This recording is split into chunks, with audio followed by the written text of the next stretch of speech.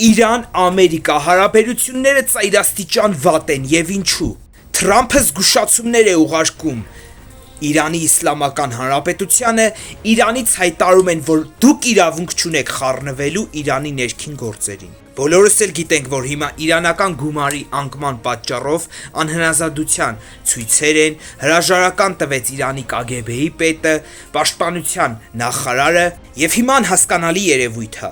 Լինենք անկեղծ, յուրաքանչյուր պետության ներսում այսպիսի բաներ կարա եղնի։ Ու Իրանը, լինենք անկեղծ ժողովուրդ ջան, այսպիսի բաներ չի որ տեսել, սրա տակից էլ դուրս կգա Իրանը, այնպես չի կարա։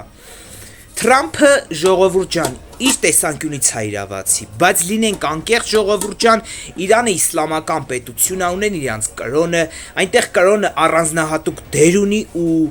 անհնար է այնտեղ ինչ-որ պետություն խառնվի ու չի կարելի խառնվել ու փորձ ցույց տվեց, որ ոչ Իրանի հետ է պետք գլուխ դնել, ոչ էլ Միացյալ Նահանգների։ Եկեք սպասենք եւ տեսնենք հետագա զարգացումները։